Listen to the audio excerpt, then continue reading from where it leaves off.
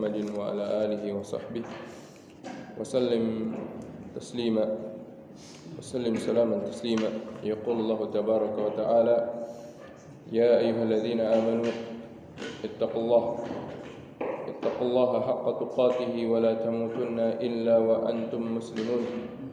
وقال الله تبارك وتعالى: يا أيها الناس اتقوا ربكم الذي خلقكم من نفس واحدة وخلق منها زوجها وبث منهما رجالا كثيرا ونساء واتقوا الله الذي تساءلون به والأرحام إن الله كان عليكم رقيبا. وقال الله تبارك وتعالى: يا أيها الذين آمنوا اتقوا الله وقولوا قولا سديدا يصلح لكم أعمالكم ويغفر لكم ذنوبكم ومن يطع الله ورسوله فقد فاز فوزا عظيما. أما بعد. Ikhwani wa akhwati fid din, azani Allah wa iyyakum. Alhamdulillah. Segala puji bagi Allah Subhanahu wa taala, Rabb kita, Tuhan kita yang menciptakan kita, yang memerintahkan kita di dalam berbagai ayat berulang kali dan terus berulang dengan lafaz ittaqullah, bertakwalah kepada Allah. Terus Allah Subhanahu wa taala perintahkan kepada kita untuk bertakwa kepada Allah Subhanahu wa taala. Berkali-kali bahkan dalam satu ayat ada kalanya Allah Subhanahu wa taala perintahkan takwa itu 2 kali. Yang itu menunjukkan tentang pentingnya ketakwaan seseorang kepada Allah Subhanahu wa taala. Dan yang namanya bertakwa diambil dari maknanya secara bahasa. At-taqwa itu adalah ketika seorang dia mengambil atau menggunakan sesuatu untuk melindungi dirinya dari hal-hal yang tidak dia inginkan. Seperti dia memakai perisai, seperti dia menggunakan penghalang dari sesuatu yang bisa menyakitinya, dari sesuatu yang bisa menimbulkan mudarat kepadanya. Itu makna takwa. Secara bahasa, makna takwa adalah ittikhadul wiqayah bainahu wa baina ma yakhaf. Ketika dia mengambil atau menggunakan atau mengenakan sesuatu yang bisa melindungi dirinya dari hal-hal yang tidak dia inginkan, dari hal-hal yang dia takuti, itu namanya at-taqwa. Dan makna takwa secara istilah berarti adalah ketika seorang dia melakukan amalan-amalan dengan tujuan dia menjaga dan melindungi dirinya dari siksa Allah Subhanahu wa taala, dari kemurkaan Allah Subhanahu wa taala, yang dimana kemurkaan dan siksa Allah Subhanahu wa taala tersebut sangatlah pedih. Tidak bisa digambarkan tentang pedihannya di dunia ini, tidak bisa dibandingkan tentang bagaimana sakitnya dan menderitanya di dunia ini. Maka takwa artinya adalah seorang dia melakukan amalan-amalan ataupun meninggalkan amalan-amalan dengan tujuan agar dia tidak mendapat azab dari Allah Subhanahu wa taala. Itulah takwa. Makanya sering didefinisikan oleh para ulama caranya menjaga diri agar tidak mendapatkan kemurkaan dan azab Allah Subhanahu wa taala adalah dengan cara menjalankan perintah-perintah Allah, dengan cara meninggalkan larangan-larangan Allah Subhanahu wa taala. Dan itu terus Allah Subhanahu wa taala perintahkan. Bahkan bagian para ulama berpendapat tentang bahwasanya di dalam khutbah Jumat minimal rukun khutbah itu seorang itu mengingatkan tentang ketakwaan kepada Allah Subhanahu wa taala. Menunjukkan tentang pentingnya kita diingatkan tentang takwa, menunjukkan tentang pentingnya bertakwa kepada Allah Subhanahu wa taala. Karena dengan bertakwalah Allah Subhanahu wa taala memberikan kepada kita solusi dari segala permasalahan yang kita hadapi. Dengan ketakwaanlah Allah Subhanahu wa taala menjadikan urusan-urusan kita itu mudah, betapapun sulitnya apapun yang dihadapi. Namun ketika seorang bertakwa kepada Allah Subhanahu wa taala, maka Allah telah menjanjikan, "Wa may yattaqillaha yaj'al lahu makhraja, wa may yattaqillaha yaj'al lahu min amrihi yusra, wa may yattaqillaha yarzuqhu min haitsu la yahtasib." Karena siapa bertakwa kepada Allah, maka Allah akan memberikan baginya makhraj, jalan keluar permasalahan yang sedang dia hadapi. Baik permasalahan-permasalahan pribadi maupun permasalahan-permasalahan umat. Permasalahan-permasalahan pribadi antara dia dengan orang lain, antara dia di dalam keluarganya. Itu permasalahan-permasalahan pribadi. Solusinya apa? Solusinya dia bertakwa kepada Allah Subhanahu wa taala. Begitu juga permasalahan-permasalahan umat. Permasalahan-permasalahan yang besar mencakup lingkup dalam satu negeri atau bahkan negeri satu dengan negeri yang lain atau kaum muslimin secara umum. Permasalahan atau kesulitan yang menimpa mereka, jikalau mereka bertakwa kepada Allah Subhanahu wa taala, maka Allah akan berikan baginya jalan keluar. Oleh karena itu Allah Subhanahu wa taala sebutkan dalam ayat yang lain,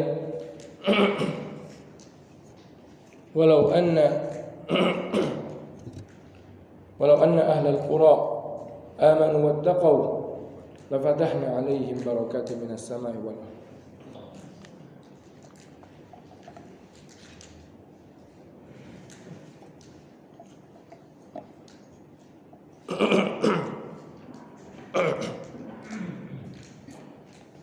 Kalau seandainya penduduk negeri, kalau anna ahlal qura amanu wattaqu, kalau seandainya mereka beriman dan bertakwa kepada Allah Subhanahu wa taala, la fatahna 'alaihim barakatin minas sama'i wal ardh, niscaya akan kami bukakan bagi mereka keberkahan di langit maupun di bumi. Keberkahan akan Allah buka, berbagai bentuk kebaikan, rezeki, keamanan, ketentraman akan Allah bukakan. Namun syaratnya apa? Aman wattaqwa, beriman dan bertakwa. Maka kunci dari semua permasalahan yang dihadapi umat manusia atau kaum muslimin secara khususnya adalah mereka kembali bertakwa kepada Allah Subhanahu wa taala.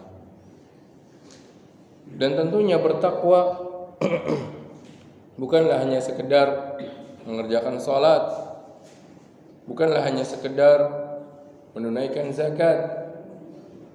Bertakwa bukan hanya sekedar melakukan ibadah puasa, mengerjakan haji. Tidak hanya itu. Bertakwa artinya adalah mengerjakan perintah-perintah Allah. Baik dalam hal ibadah, mereka jalankan ibadah kepada Allah Subhanahu wa taala. Baik dalam hal muamalah, mereka bermuamalah dengan cara yang dihalalkan oleh Allah Subhanahu wa taala. Baik dalam hal bagaimana mereka berinteraksi sesama manusia, sesama kaum muslimin. Maka itulah hakikat takwa. Maka kalau seorang beranggapan kita sudah mengerjakan salat, kita sudah menunaikan zakat, mengerjakan puasa, tapi kok tidak selesai-selesai permasalahannya? Mungkin karena mereka hanya melihat kepada ibadah saja takwa. Padahal takwa, sebagaimana kita sebutkan di awal tadi, adalah melakukan segala sesuatu yang menjauhkan dia dari kemurkaan Allah Subhanahu wa taala. Dan Allah Subhanahu wa taala merintahkan kepada kita menurunkan syariat ini merupakan syariat yang sempurna dan syariat yang menyeluruh dalam semua aspek kehidupan manusia. Maka caranya adalah kembali kepada syariat Allah Subhanahu wa taala dalam segala bentuk kehidupan kita. Baik dalam ibadah kita, dalam cara bermuamalahnya kita, bagaimana dalam cara kita juga berinteraksi sesama manusia. Maka ikhwani wa akhwati fid din azani Allah wa iyyakum. Bertakwa itu butuh kepada ilmu.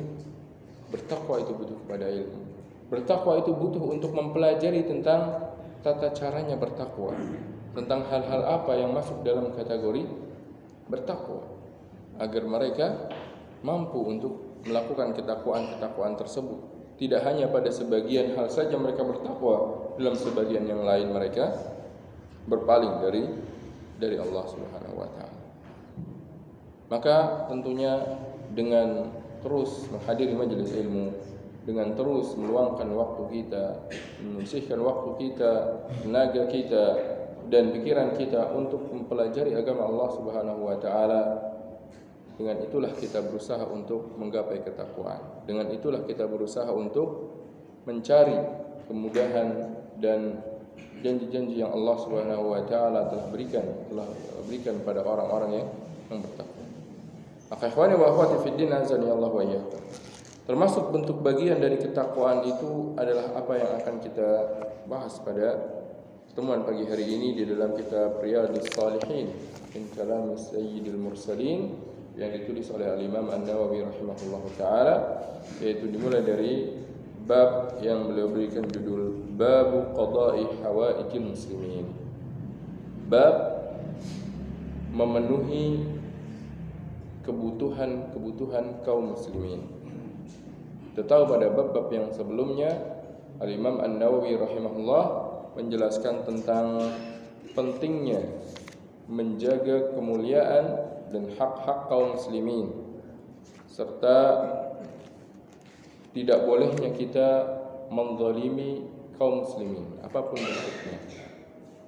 Nah, selanjutnya Al-Imam An-Nawawi rahimahullah membawakan bab yang masih berkenaan dengan bagaimana cara kita untuk bisa memuliakan kaum muslimin, untuk bisa menjalin ukhuwah di antara kaum muslimin, yaitu dengan cara qada'i hawaijil muslimin, yaitu dengan cara berusaha memenuhi kebutuhan kaum muslimin. Kalau ada saudara kita, seorang muslim, yang dia membutuhkan bantuan kita, baik itu bantuan berupa harta maupun bantuan berupa tenaga maupun bantuan berupa waktu, maka hendaknya seorang muslim yang mampu untuk membantunya berusaha untuk membantunya semaksimal mungkin. Apa yang dia mampu dia berikan bantuan, bukan malah dia mengacuhkannya, bukan dia malah membiarkan dan menelantarkannya, bukan malah dia berpikiran bahwasanya kita punya urusan masing-masing. Tidak demikian. Allah Subhanahu wa taala perintahkan kepada kita untuk menjadi seorang yang berusaha untuk membantu saudara kita sesama muslim, sesama mukmin. Apapun keberadaan dia, apakah dia sebagai orang yang terzalimi maupun dia sebagai orang yang justru dialah yang melakukan kezaliman. Rasulullah sallallahu alaihi wasallam pernah menegaskan unsur akhaka zaliman atau mazluman. Tolonglah saudaramu, baik dia dalam kondisi sebagai orang yang menzalimi atau dia orang yang dizalimi. Orang yang menzalimi bagaimana cara kita membantunya? Orang yang menzalimi, cara kita membantunya adalah kita berusaha untuk melepaskan dia dari kezaliman yang biasa dia lakukan. Kita nasihati dia, kita ingatkan dia. Bahkan bisa jadi kita pegang tangan tatkala dia ingin untuk melakukan kezaliman kepada orang lain, agar dia selamat dari perbuatan, agar dia selamat dari terjerumus dalam perbuatan zalim tersebut. Maka di antara bentuk wujud ketakwaan seorang pada Allah Subhanahu wa taala adalah dia berusaha untuk memenuhi kebutuhan saudaranya.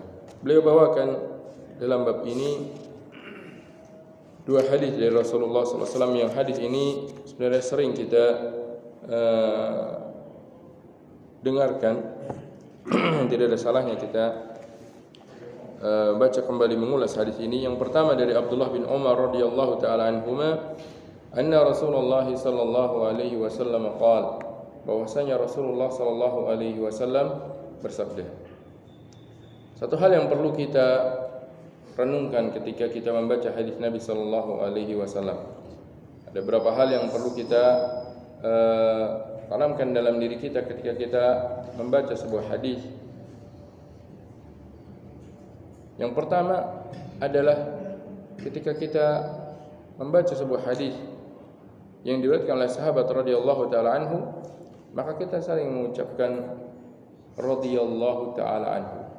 Semoga Allah Subhanahu wa taala meridhoinya.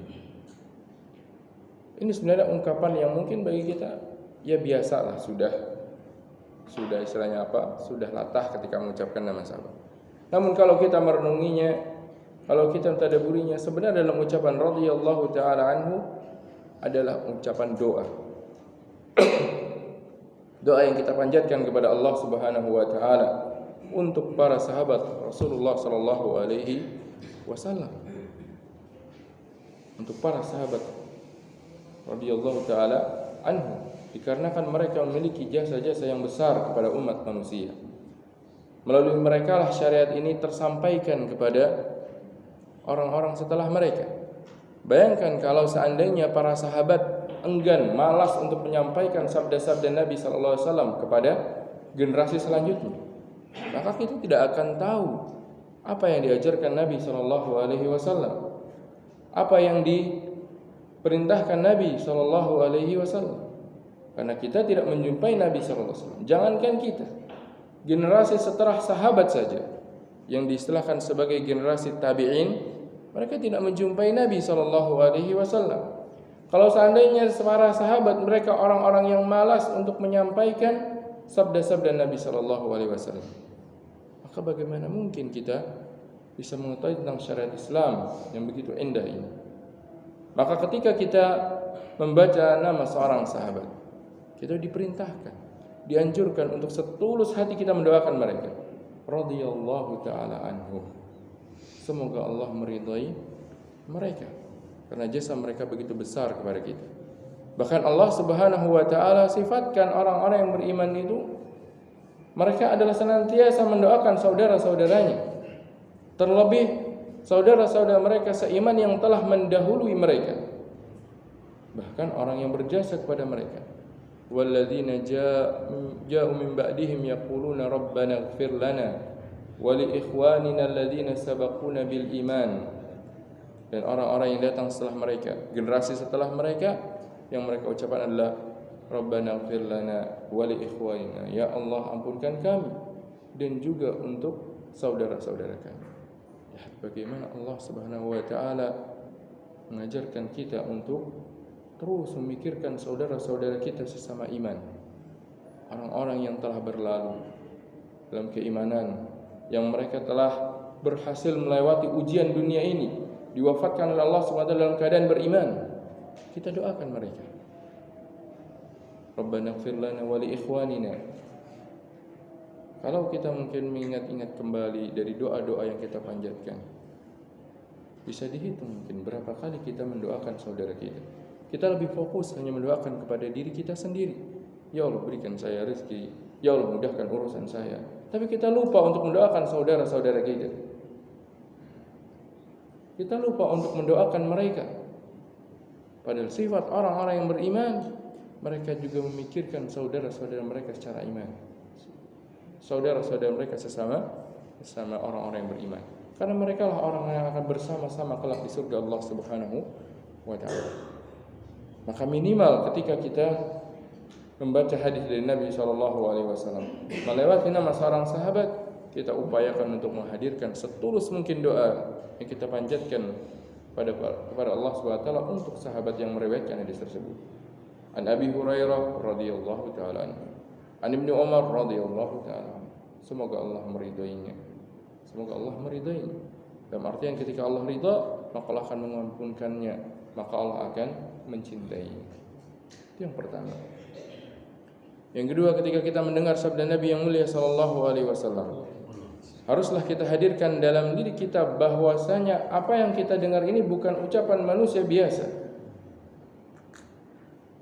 Ucapan seorang manusia yang Allah Subhanahu wa taala utus untuk membawakan risalah, membawa syariat yang isinya kebaikan bagi manusia. Maka harus kita pasang telinga kita. Harus kita hadirkan hati kita. Harus kita pahami maknanya. Kemudian kita berusaha mengamalkan apa yang terkandung di dalamnya. Ketika kita mendengar Rasulullah sallallahu alaihi wasallam bersabda, makanya dalam bahasanya, dalam istilahnya kita bedakan dengan berkata dengan bersabda. Karena berkata itu mungkin untuk ucapan manusia biasa. ketika bersabda berarti apa? Berarti yang mengucapkan ini bukanlah orang yang biasa-biasa saja. Haruslah diperhatikan apa yang beliau sabdakan. Haruslah diupayakan untuk dipahami makna-maknanya. Terlebih beliau sallallahu alaihi wasallam diberikan jawami'ul kalim. Singkat apa yang beliau sampaikan, maknanya begitu mendalam, begitu luas. Maka ketika mendengar Rasulullah sallallahu alaihi wasallam bersabda, kita harus langsung ingat apa yang tadinya mungkin isi dari apa yang beliau sabdakan tersebut bertentangan dengan apa yang kita lakukan. Hapuskan ego kita, hapuskan syahwat kita untuk tunduk kepada perintah Nabi sallallahu alaihi wasallam. Dengan demikian maka kita bisa mengambil manfaat dari menuntut ilmu. Karena ada saja orang yang ketika dia mengucapkan atau mendengar sabda Nabi SAW, dia tidak membuahkan, tidak menambah keimanannya sedikit pun. Tidak menambah keimanannya sedikit pun. Karena mungkin dia tidak memahami. Maka Rasulullah pernah bersabda, pernah mengabarkan kepada kita, rubba hamil fiqhin laisa bifaqih. Ada kalanya orang yang membawa ilmu tapi ternyata dia bukan orang yang faqih. Akhirnya apa? Ya dia hanya bisa menyampaikan kepada orang lain tapi dia tidak bisa mengambil manfaat dari ilmu yang dia bawa, yang dia sampaikan. Maka yang seperti itu tentunya tidaklah seharusnya. Maka ketika kita mendengar sabda Nabi SAW dalam satu majlis, tidak hanya satu kali beliau bersabda, tidak hanya satu hadis yang kita baca, tidak hanya satu buah sabda Nabi SAW yang kita baca, maka jikalau kita merenunginya, jikalau kita berusaha untuk mengamalkannya, itu akan menurunkan dalam hati kita ketentraman. Itu akan memberikan kepada kita bertambahnya keimanan, dan itu akan menjadikan hati kita menjadi lebih tenang dan tentram. Oleh karena itu Rasulullah pernah mengabarkan kepada kita, wa majtama'a qaumun fi baitin min buyutillah yatluna kitaballah wa yatadarrasunahu bainahum illa nazalat alaihim sakinah. Akan turun kepada mereka ketenangan, tenang. Jadi mereka tenang, mendapatkan tausiah, mendapatkan mau'izah dari Nabi sallallahu alaihi wasallam. Wa qasyiyatuhumur rahmah, diliputi oleh kasih sayang. Kita lanjutkan pada sabda Nabi yang mulia sallallahu alaihi wasallam ini. Beliau sallallahu alaihi wasallam bersabda, "Al-muslimu akhul muslim, la yadhlimuhu wa la yuslimuhu." Seorang muslim adalah saudara bagi muslim yang lain. Tidak boleh dia menzaliminya, tidak boleh dia menyerahkannya kepada musuh. Tidak boleh seorang muslim dia menyerahkan saudaranya kepada musuh, menukarnya dengan apa yang lebih dia cintai berupa harta yang lain. Atau bahkan ketika dia lihat seorang muslim yang lain sedang disakiti oleh musuhnya, disakiti oleh orang yang zalim, kemudian dia acuh tak acuh saja, tidak. Dia harus berusaha untuk membantunya. Jikalau dia mampu dengan tenaganya, dia halau dengan tenaganya. Jikalau tidak mampu, maka minimal dia mendoakan bagi muslim tersebut. Dan tentunya kita mendengar kabar informasi pada belakangan terakhir ini, saudara-saudara kita sama kaum muslimin yang berada di negeri Palestina, mereka sedang dizalimi oleh musuh-musuh Allah Subhanahu wa taala.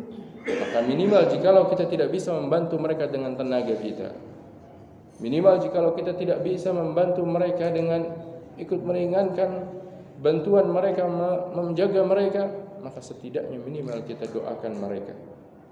Kita doakan mereka di sela-sela doa-doa kita agar Allah Subhanahu wa taala berikan pada mereka jalan keluar dari permasalahan yang sedang mereka hadapi. Bagaimanapun kondisi mereka, kita kenal dengan mereka atau tidak kita kenal, atau mereka bagi di pihak yang mana, intinya selama mereka adalah orang-orang yang beriman, mereka memiliki hak untuk bisa kita penuhi kebutuhannya.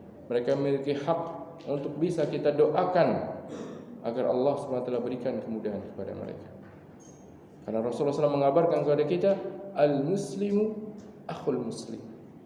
Seorang muslim adalah saudara bagi muslim yang lain. Saudara. Ibarat kita memiliki saudara, saudara kita mau seperti apa, mau dimanapun, pasti kita akan berusaha untuk membantunya.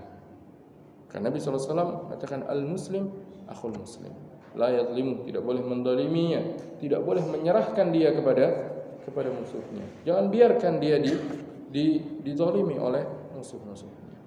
Man kana fi hajati akhi, kana Allahu fi hajatihi.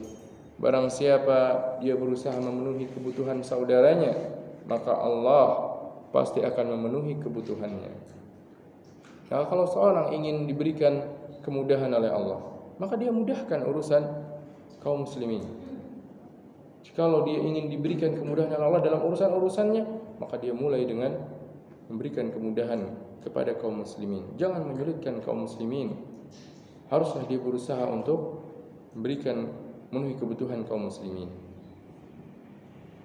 Wa man farraja an muslimin kurbatan farrajallahu anhu biha qurbatan min qurabi yaumil qiyamah.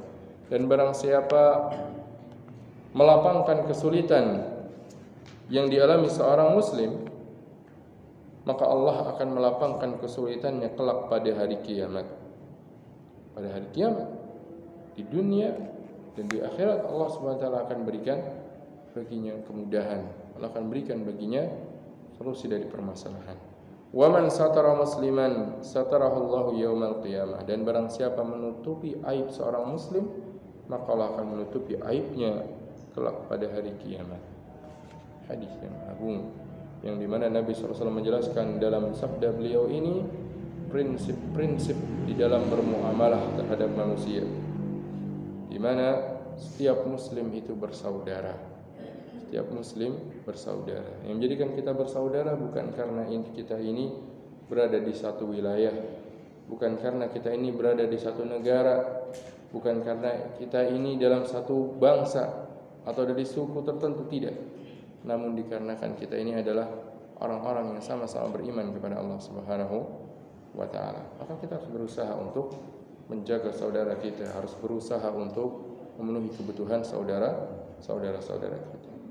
Jikalau ternyata dia membutuhkan nasihat, berikan nasihat kepadanya. Jikalau dia membutuhkan untuk dibantu, maka bantu dia apa yang bisa kita lakukan.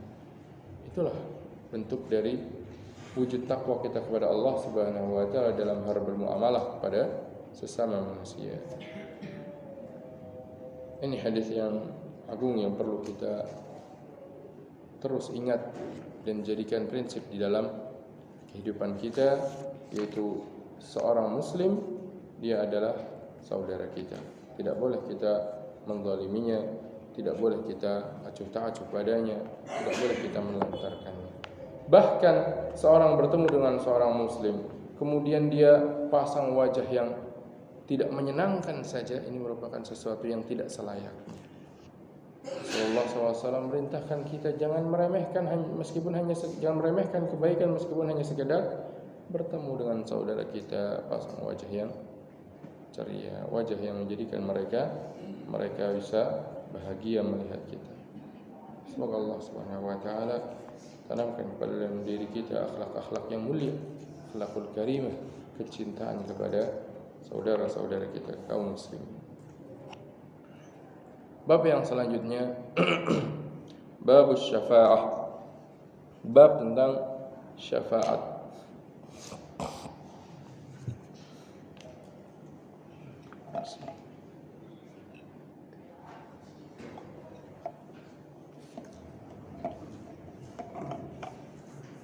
Asy-syafa'ah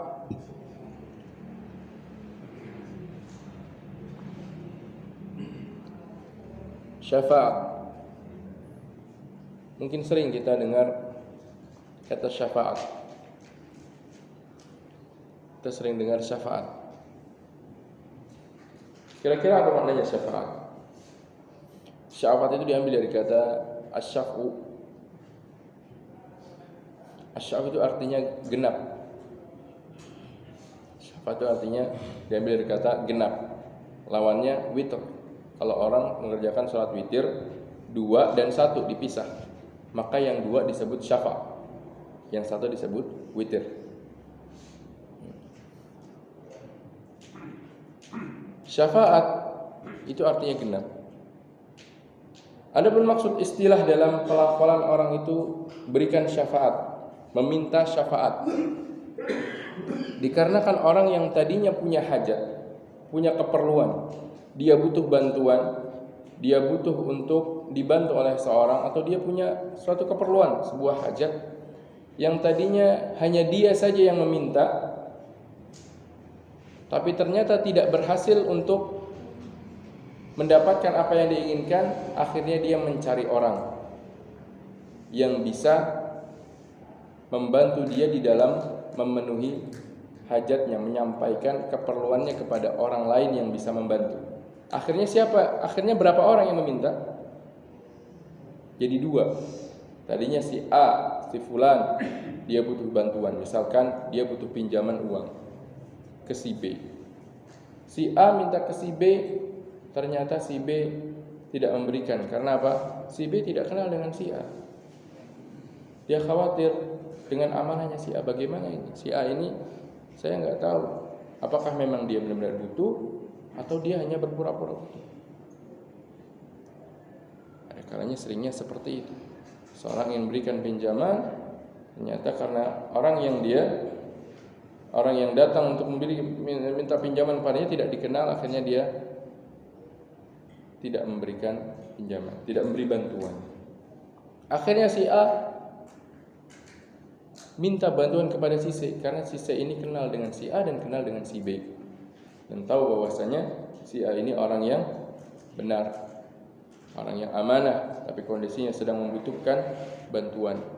Maka si C akhirnya mendatangi si B, meminta kepada si B untuk membantu si A.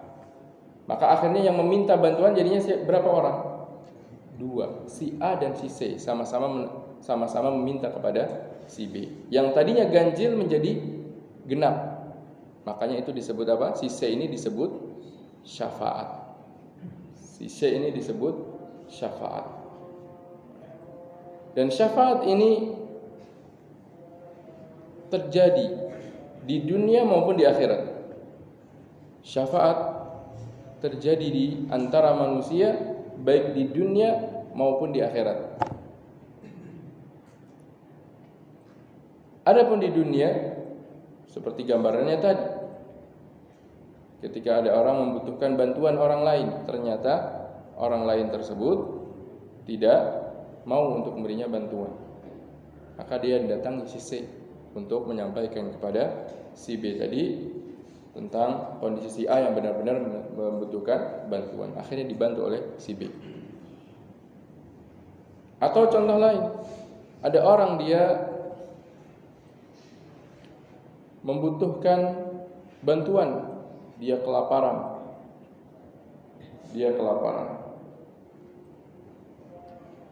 Dia berusaha untuk mencari orang yang bisa memberikannya makan. Mendatangi si B. Ternyata si B juga tidak mampu untuk memberikan bantuan karena sama, dia juga tidak ada makanan berlebih dari apa yang bisa dia berikan. Namun si B kemudian menyampaikan kepada si C, yang dimana dia kenal si C ini adalah orang yang murah hati, dermawan. Dia datang kepada si C itu si fulan, dia sedang butuh makanan.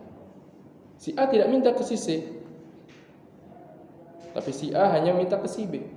Tapi si B tidak bisa memberikan bantuan. Maka si B karena tidak bisa memberikan bantuan secara langsung, dia memberikan bantuan berupa apa? Menjadi perantara antara si A dengan si C, memperkenalkan si C dengan si A agar si C membantu si A. Maka dia pun disebut syafaat. Ini syafaat dalam urusan dunia. Adapun urusan akhirat, syafaat di akhirat, maka syafaat di akhirat tidak akan mampu untuk dilakukan seorang pun kecuali dengan izin Allah Subhanahu wa ta'ala. Dengan izin Allah Subhanahu wa ta'ala. Dan Allah tidak akan mengizinkan seseorang memberikan syafaat, menjadi syafaat, kecuali kepada orang-orang yang Allah ridhai. Makanya di dalam bab tentang syafaat, kalau dibahasnya dalam bab tentang ilmu aqidah, syafaat itu memiliki dua syarat. Syafaat kalau dalam bab aqidah dibahasnya adalah syafaat dalam urusan akhirat, yang dikarenakan syafaat kelak di hari kiamat, kelak di akhirat tidak akan bisa dilakukan kecuali dengan izin Allah dan hanya ditujukan kepada orang-orang yang Allah ridhai. Siapa orang-orang yang Allah ridhai? Orang-orang yang beriman kepada Allah Subhanahu wa taala. Dan syafaat di akhirat pun bermacam-macam. Ada syafaat yang khusus bagi Nabi sallallahu alaihi wasallam, yang khusus hanya bisa dilakukan oleh Nabi sallallahu alaihi wasallam, seperti syafaatul uzma, syafaat tatkala manusia sedang dalam kondisi yang begitu sulit menunggu ditegakkannya hisab. Mereka dikumpulkan dalam padang mahsyar, mereka terbenam dalam keringat-keringat mereka sesuai dengan amalan mereka. Kemudian mereka mendatangi para nabi, mulai dari Nabi Adam alaihissalam, Nabi Ibrahim, sampai kepada Nabi Muhammad SAW. Kemudian beliau meminta berdoa kepada Allah Subhanahu wa taala agar Allah segera menyegerakan perhitungan.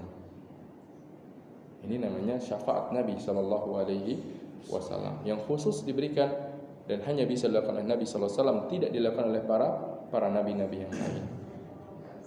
Ada syafaat yang lain yang juga dilakukan Nabi SAW, yaitu syafaat untuk dibukakannya surga bagi orang-orang yang beriman. Karena orang yang beriman ketika mereka sudah selesai dari menyeberangi sirat, tidak serta-merta kemudian mereka tiba-tiba begitu saja masuk ke dalam surga. Tidak. Allah Subhanahu wa taala menetapkan bahwasanya Nabi sallallahu alaihi wasallam yang akan minta kepada Allah Subhanahu wa taala untuk dibukakan surga bagi manusia. Menunjukkan tentang keutamaan Nabi yang mulia sallallahu alaihi wasallam.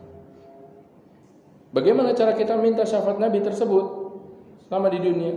Kita tidak mintanya kepada Nabi sallallahu alaihi wasallam, karena Nabi itu hanya sebagai pemberi syafaat, sebagai syafaatnya. Maka kita mintanya kepada Allah Subhanahu wa taala. Makanya syafaat itu tidak boleh diminta dari selain Allah Subhanahu wa taala dalam urusan syafaat di akhirat. Ada syafaat yang tidak hanya khusus bagi Nabi sallallahu alaihi wasallam, seperti syafaat seorang anak pada orang tuanya. Syafaat di antara hamba-hamba yang beriman. Ini adalah syafaat yang kelak juga akan terjadi di hari kiamat. Namun bukan itu pembahasan kita dalam bab ini. Pembahasan kita dalam bab ini, dalam bab bermuamalah, maka syafaat yang dimaksud adalah syafaat dalam urusan dunia, yaitu ketika seorang mendapati saudaranya berada dalam kebutuhan dan dia tidak bisa membantunya secara langsung, maka setidaknya dia berusaha membantunya dengan cara dia menjadi syafaat perantara antara orang yang membutuhkan dengan orang yang bisa memberikan bantuan. Maka bab ini masih terkait dengan bab sebelumnya sebenarnya, yaitu bab memenuhi kebutuhan kaum muslimin.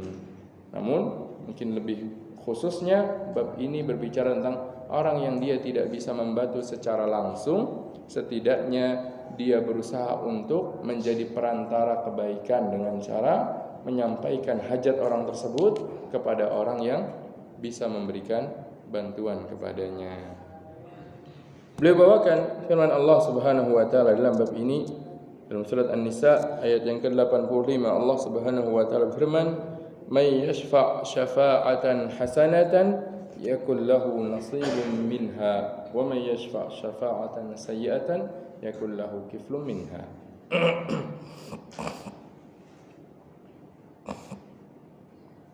Barang siapa memberikan syafaat kebaikan,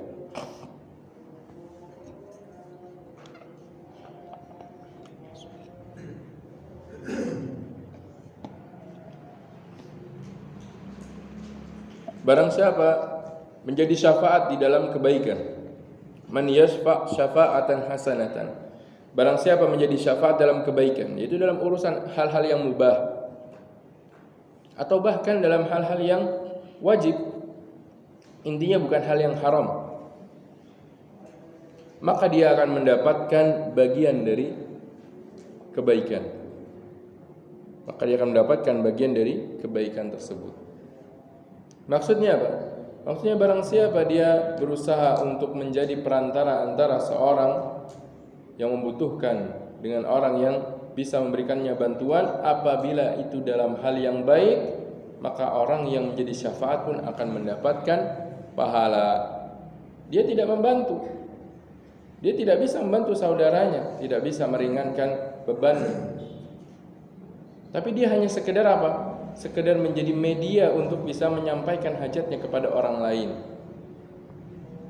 Maka yang seperti itu pun merupakan sebuah amal soleh yang menjadikan pelakunya mendapatkan pahala di sisi Allah Subhanahu wa ta'ala. Bagaimana bentuk ketakwaan pada Allah itu banyak bentuknya. Bahkan hal yang ringan, sekedar apa? Sekedar menjadi syafaat perantara antara fulan dengan fulan. Maka yang seperti itu adalah bentuk ketakwaan kepada Allah SWT. Adapun hadis dari Nabi sallallahu alaihi wasallam, maka Imam An-Nawawi rahimahullah membawakan hadis diriwayatkan dari Abu Musa Al-Asy'ari radhiyallahu taala anhu. Beliau mengatakan, kana an-nabiy sallallahu alaihi wasallam idza ataahu talibu hajah aqbala ala julasaihi faqala ishfa'u tu'jaru wa yaqdillahu ala lisani nabiyhi ma ahab. Apabila ada seseorang datang kepada Nabi sallallahu alaihi wasallam minta bantuan, mungkin orang ini minta sedekah atau minta bantuan yang lain, seperti misalkan dia ingin ikut berangkat jihad tapi tidak punya perbekalan, akhirnya datang kepada Nabi sallallahu alaihi wasallam menanyakan apakah beliau bisa untuk memberikannya bekal ingin berangkat jihad. Dia butuh bantuan. Tidak hanya dia minta-minta, bukan hanya orang yang minta-minta saja yang butuh bantuan. Adakah dia butuh bantuan pada hal-hal yang lain, dalam hal ketaatan. Dia ingin berangkat jihad, seperti contohnya diriwayatkan dari sebagian riwayat, ada seorang mereka ingin berangkat jihad namun mereka tidak memiliki perbekalannya. Nah, jihad butuh perbekalan. Perbekalan untuk dia bawa, perbekalan untuk dia tinggalkan di keluarganya. Datang pada Nabi sallallahu alaihi wasallam menanyakan apakah ada dari Baitul Mal yang bisa mereka bawa. Maka kata Abu Musa Al-Asy'ari radhiyallahu ta'ala anhu, apabila ada seorang datang pada Nabi sallallahu alaihi wasallam minta bantuan, maka biasanya Nabi sallallahu akan mengatakan kepada para sahabat yang ikut hadir di situ, isfa'u tu'jaru. Jadilah kalian syafaat. Maksudnya, coba sampaikan siapa yang berikan bantuan kepada si fulan. Beliau memotivasi para sahabat agar apa? Menjadi syafaat dalam kebaikan. Ada yang bisa bantu enggak? Kalau enggak ada yang bisa bantu, minimal kalian bisa mengetahui, ada yang tahu enggak siapa orang yang bisa bantu si fulan. Bahasa kita mungkin seperti itu. Ada yang tahu enggak siapa yang bisa membantu si fulan? Ketika ada orang kemudian, oh iya saya kenal si fulan, nanti akan saya sampaikan. Maka dia sebenarnya menjadi syafaat. Dia berusaha untuk menyampaikan hajatnya kepada orang yang bisa memberikan bantuan. Ini syafaat. Syafaat dalam urusan dunia. Dan orang yang seperti itu apakah kemudian ya sudah biasa aja? Kenapa? Ternyata Nabi SAW mengatakan tu'jaru, maka kalian akan mendapatkan pahala. Ya subhanallah, pintu kebaikan sangat banyak. Dengan sekedar kita menyampaikan hajat saudara kita kepada orang lain yang dimana bisa membantunya, meskipun kita tidak bisa membantunya sendiri, jikalau tidak bisa, maka dengan menyampaikan menjadi perantara, maka akan mendapatkan pahala. Karena Nabi SAW biasa mengatakan pada para sahabat yang hadir, isfa'u tu'jaru wa yaqdillahu ala lisan nabihi ma ahab. Jadilah syafaat, niscaya kalian akan mendapatkan pahala. Ini contohnya. Hadis berikutnya menggambarkan tentang kisah Nabi sallallahu alaihi wasallam tatkala beliau berupaya untuk menjadi syafaat bagi Barirah. Kisahnya Barirah, seorang budak perempuan yang ketika itu dia enggan untuk baikan dengan suaminya. Dia minta untuk pisah dengan suaminya. Maka ketika mendengar kabar tersebut, diriwayatkan dari Abdullah bin Abbas radhiyallahu taala anhuma tentang kisah Barirah dan suaminya. Kisahnya Barirah ini tidak mau balikan lagi ke suami. Suaminya kemudian mengadu kepada Nabi sallallahu alaihi wasallam. Maka Nabi sallallahu alaihi wasallam mengatakan kepada Barirah, "Lau raja'tihi." Gimana kalau seandainya kamu rujuk saja, balikan lagi. Nah, Nabi sallallahu alaihi wasallam apa? Di sini menjadi syafaat, sekedar apa? Merayu Barirah untuk mau kembali kepada suaminya. Karena suaminya sudah tidak mampu lagi untuk mengajak secara langsung, sudah tidak mau Barirahnya. Maka dia kemudian minta bantuan kepada Nabi sallallahu alaihi wasallam untuk bisa merayu Barirah. Maka Nabi sallallahu alaihi wasallam mengatakan kepada Barirah, "Lau raja'tihi." Lihat bagaimana ucapan Barirah. Qalat, "Ya Rasulullah, ta'muruni ya Rasulullah, apakah ini perintah darimu?" Bertanya dulu. Ini perintah yang kau perintahkan atau sekedar tawaran ya Rasulullah? Karena beda. Kalau seandainya ini perintah, akan dikerjakan, senang atau tidak senang. Tapi kalau sekedar ini adalah sekedar tawaran, pilihan antara ingin baikan atau tidak masalah, maka masih bisa memilih. Karena tidak selayaknya bagi seorang muslim, bagi seorang muslimah, apabila Allah dan Rasulnya sudah memerintahkan, tidak ada pilihan lain kecuali apa? Taat. Wa ma kana lil mu'minin wala mu'minatin idza qadallahu wa rasuluhu amran an yakuna lahumul khiyaratu min amrihim. Tidak selayaknya bagi seorang laki-laki mukmin, seorang wanita mukminah, apabila Allah dan Rasulnya telah menetapkan sebuah urusan, telah ditetapkan hukumnya, perintah telah diucapkan, maka tidak ada pilihan kecuali apa? Mentaati perintah, meninggalkan larangan. Enggak bisa pilih-pilih. Oh, kalau ini perintahnya enggak cocok dengan saya. Enggak bisa. Selama perintah tersebut adalah perintah yang umum berlaku bagi kaum muslimin dan dia bagian dari kaum muslimin, tidak ada pilihan kecuali taat kepada perintah tersebut. Kecuali perintah tersebut berlaku bagi orang-orang yang memiliki kriteria khusus, ternyata dia tidak memenuhi kriteria tersebut, maka barulah perintah di situ tidak masuk. Contohnya apa? Contohnya ketika Rasulullah SAW perintahkan untuk menyambut panggilan azan. Bagi siapa perintah tersebut ditujukan? Bagi kaum laki-laki. Perempuan tidak memiliki kriteria tersebut, tidak masuk dalam kriteria perintah tersebut. Maka bagi perempuan tidak diwajibkan untuk ikut hadir dalam sholat berjamaah. Tentunya ini dalam teks sholat yang wajib. Adapun sholat sunnah, maka sholat sunnahnya tidak demikian. Maka perintah itu ada kalanya perintah Nabi SAW bersifat berlaku secara umum, perintah umum yang tidak khusus bagi orang memiliki kriteria tertentu. Ada kalanya perintah tersebut khusus bagi kriteria tertentu. Contoh lain misalkan kewajiban menunaikan ibadah haji dan umrah. Allah Subhanahu wa taala perintahkan kepada kaum muslimin, tapi bagi orang-orang yang memiliki kriteria khusus, yaitu apa? Mampu. Walillahi 'alan nasi hajjul baiti man istata'a ilaihi sabila, bagi orang yang mampu untuk jalan ke sana. Maka orang yang tidak mampu tidak perlu menyulit-nyulitkan dirinya dengan apa? Dengan berhutang, kemudian dia harus menaikkan haji. Karena dia berpikir haji adalah rukun iman yang kelima. Iya, bagi siapa? Bagi orang yang mampu. Adapun bagi orang yang tidak mampu, maka Allah Subhanahu wa taala tidak menunjukkan perintah tersebut kepada mereka. Ada amalan-amalan lain yang mungkin bisa mereka lakukan sesuai dengan Tuhannya. Tapi nanti kalau sudah memiliki kemampuan, ada yang memberangkatkan dia haji, wah sudah mampu, maka dia tidak ada alasan untuk menolak. Maka Barirah mengatakan, "Ya Rasulullah, ta'muruni ya Rasulullah, apakah ini perintah darimu? Engkau memerintahku?" Qala innama asfa. Kata Nabi SAW, enggak, saya ini hanya menjadi syafaat, hanya menyampaikan keinginan suamimu, yaitu suami Barirah, agar Barirah balik lagi, mau untuk diajak rujuk balikan.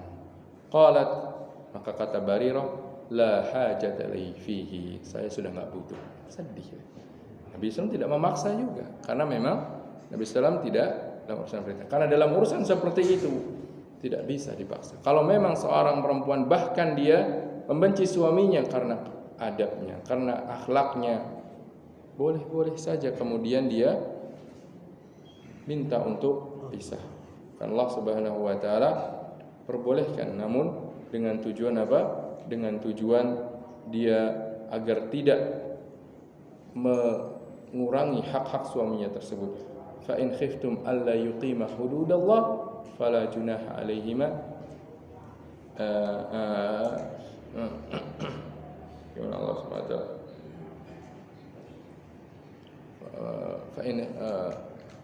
Fa in khiftum alla yuqima hududallahi fala junaha alaihima fi maftadat bih. Dan kalau seandainya kalian khawatir kalau kedua-duanya tidak bisa menunaikan batasan-batasan Allah, suaminya ternyata tidak bisa menunaikan hak-hak istrinya, istrinya tidak bisa menunaikan hak-hak suaminya, fala junaha alaihima fi maftadat bih, maka tidak mengapa kalau seandainya istri tersebut minta, yang diistilahkan sebagai ulama, minta khulu. Seperti kisah seorang sahabiyah yang juga kemudian dia minta khulu, minta diceraikan oleh suami. Namun itu tentunya adalah jalan pilihan terakhir kalau memang seandainya sudah tidak bisa lagi mendapatkan cara terbaik untuk bisa islah. Namun dalam ayat yang lain Allah Subhanahu wa taala tegaskan wasulhu khair, baikan itu lebih baik, berbuat islah, berdamai itu lebih baik. Namun yang namanya berdamai butuh kepada kemurahan hati. Makanya Allah SWT tegaskan setelah wasulhu khair wa uhdiratil anfusus syuh, dan jiwa itu ditakdirkan memiliki tabiat bakhil. Maksudnya bakhil apa? Tidak mau dia kemudian merelakan sebagian haknya, ingin memenuhi haknya secara sempurna. Ternyata lawan bicaranya pun, lawan dalam kasusnya pun sama, tidak ingin untuk merelakan sebagian haknya. Maka tidak akan ketemu, tidak akan terjadi perdamaian kalau seperti itu. As-sulhu itu bisa terjadi apabila sebagiannya mau untuk merelakan haknya, tidak ditunaikan oleh yang lain. Maka berat memang.